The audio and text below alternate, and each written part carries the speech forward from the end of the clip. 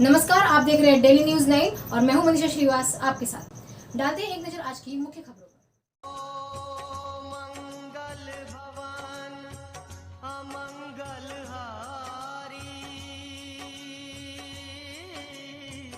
द्रवहु सुदशरथ अजर बिहारी।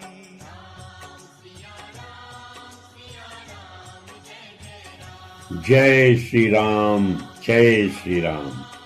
आओ चलो चलें अयोध्या धाम वाड़ी की ओर। जी हाँ, संत नगरी वाड़ी शहर नागपुर में विशाल समय अनेक वर्षों के इंतजार के बाद आया है। रामनगरी अयोध्या धाम वाड़ी में अखिल विश्व सरयू पारिन ब्राह्मण महासभा नागपुर के तत्वावधान में भव्य श्री राम कथा का एवं दिव्य श्री लक्ष्मी नारायण महायज्ञ का आयोजन किया गया है।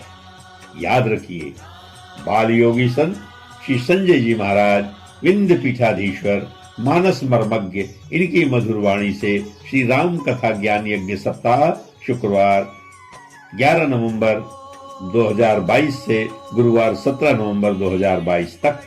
कथा का समय रोज अपराह्न 3 से 7 बजे तक। कथा स्थल रामनगरी अयोध्या धाम वसंत विहार कॉलोनी दुर्गा माता मंदिर का प्रांगण खड़गांव रोड वाड़ी शहर नागपुर। विश्व सरयू पारिन ब्राह्मण सभा नागपुर अंतर्राष्ट्रीय अध्यक्ष श्री राम नारायण रामचंद्र मिश्र हमारे साथ में हैं। सर नमस्कार। अखिल विश्व सरयू पारिन ब्राह्मण महासभा की ओर से जो कार्यक्रम लिया जा रहा है, प्रोग्राम लिया जा रहा है, कब से कब तक के है और किस किस इसके प्रोग्राम के ये होंगे?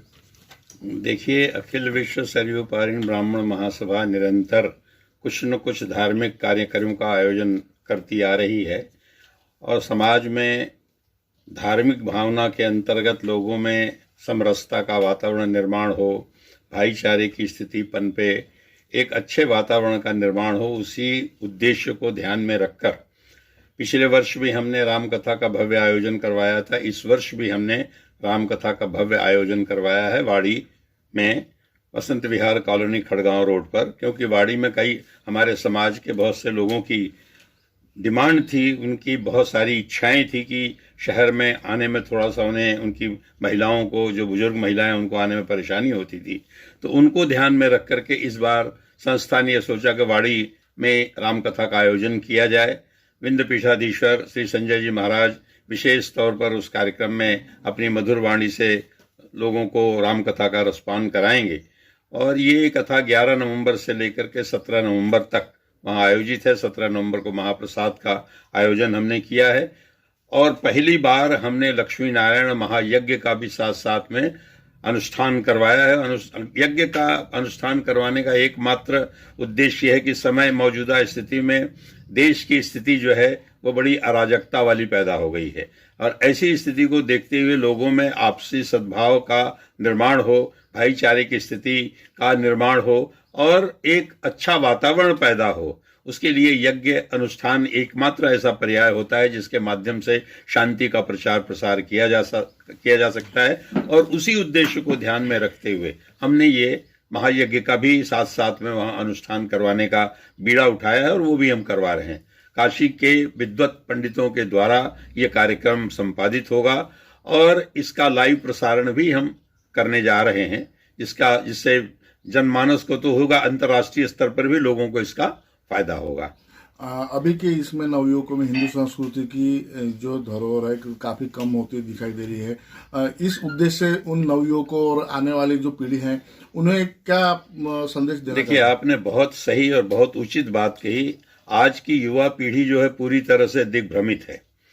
हमारी युवा पीढ़ी को हमारी सनातन संस्कृति, हमारी पुरातन संस्कृति, जो हमारी अमूल्य धरोहर है, उसको वो लोग बिसरते जा रहे हैं। उसका कारण यह है कि पाश्चात्य सभ्यता का जो अंधानुकरण हम लोग कर रहे हैं, उसकी वजह से जो भावी पीढ़ी है ये दिग्भ्रमित है। इसे पता ही नहीं है कि उसका भविष्य क्या है। तो संस्कृति के माध्यम से, संस्कार के माध्यम से हम एक चेष्टा कर रहे हैं कि उनकी पुनरावृत्ति वापस सनातन संस्कृति की तरफ हो और वो इस तरफ झुकें और इसके महत्व को समझें, क्योंकि आज देश में ही नहीं विदेशों में भी हमारी संस्कृति का बोलबाला है और वहाँ के लोग बहुत जागरूक हो रहे हैं हमारी संस्कृति को लेकर के और आकर्षित भी हैं। हमारी संस्कृति इतनी अमूल्य है हम लोगों ने वहाँ हर तरह की व्यवस्था, मतलब बुजुर्गों के लिए और महिलाओं के लिए अलग से बैठने की व्यवस्था हमने की है। और वहाँ जो पंडाल है, पंडाल मतलब एक तरह से बहुत बड़ा विशाल पंडाल की व्यवस्था हमने की है। 150 बाई 80 का पंडाल है वहाँ पर, और सारी व्यवस्था जैसे होना चाहिए। प्रसाद का वितरण नियमित रूप से होगा। महाप्रसाद का वितरण 17 तारीख को है ही है। और इसके बाद जिसको भी आने जाने में किसी तरह की असुविधा न हो, उसका भी विशेष हम ध्यान रख रहे हैं। और वहाँ सारी व्यवस्था की जिम्मेदारी हम लोगों ने ली है। नगर परिषद का हमें पूरा सपोर्ट और पूरा कोऑपरेशन वहाँ मिल रहा है। उन्होंने हमें पूरी तरह से सहायता देने का आश्वासन किया है। पुलिस प्रशासन का भी हमें पूरा सहयोग वहाँ प्राप्त हो रहा है। देखिए, ब्राह्मण महासभा के द्वारा समय समय पर हम विद्यार्थियों का सत्कार, जो मेधावी विद्यार्थी होते हैं 10वीं 12वीं के, उनका हम सत्कार हमेशा करते आए हैं। इसके बाद सांस्कृतिक कार्यक्रम के अंतर्गत होली मिलन, दिवाली मिलन का कार्यक्रम सतत होता रहता है। इसके बाद हम लोगों ने समाज में जो हमारे बुजुर्ग दंपत्ति हैं, जिन्होंने 50 वर्ष का जीवन एक साथ बिताया है, ऐसे बुजुर्गों का हम सम्मान करते हैं। इसके बाद संयुक्त परिवार में जो लोग 4 पीढ़ी से एक साथ में रह रहे हैं, उनका हम समय समय पर सम्मान करते हैं। माता का जागरण जैसे धार्मिक आयोजन हम निरंतर करते आ रहे हैं।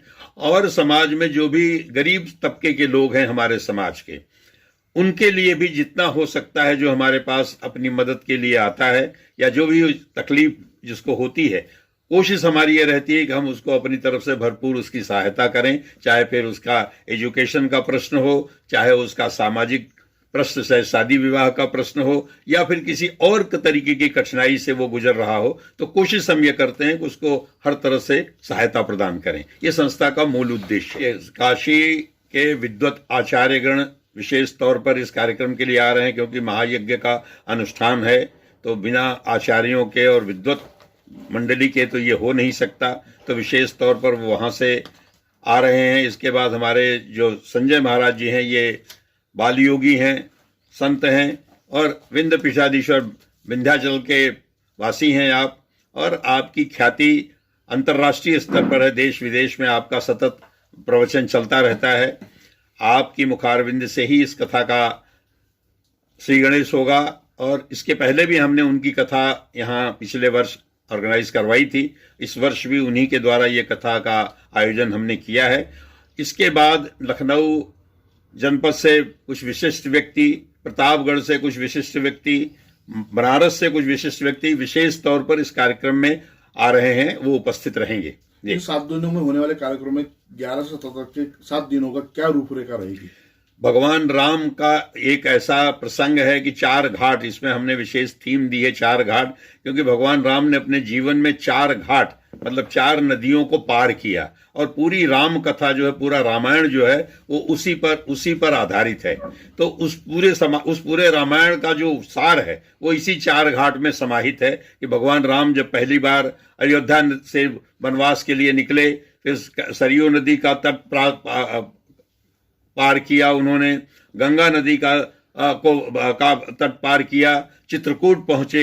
इस तरह से जो घाट उन्होंने अपने जीवन में पार किए हैं, उन्हीं घाटों के अंतर्गत ये पूरी राम कथा समाहित है। और उसी का उद्देश्य है, इस राम कथा के माध्यम से हम जनता को ये बताना चाहते हैं कि 4 घाट का महत्व क्या है। जी, हम ये चाहते हैं कि जनता, हमारे समाज में जो आज की जो विक्रांत स्थिति पैदा हुई है, उसमें धार्मिक भावनाओं का पतन होता जा रहा है। एक तरह से उनके प्रति लोगों की उदासीनता पैदा हो गई है।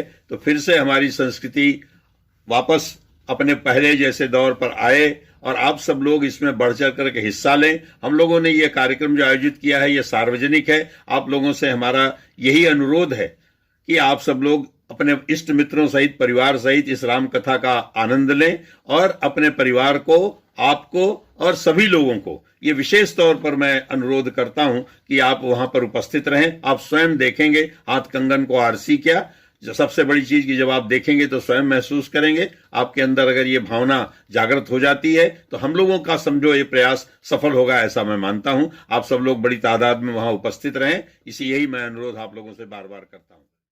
ऐसी ताज़ा खबरों की अपडेट के लिए आप देखते रहिए डेली न्यूज़ 9 और हमारे चैनल को लाइक करें, ज्यादा से ज्यादा शेयर करें और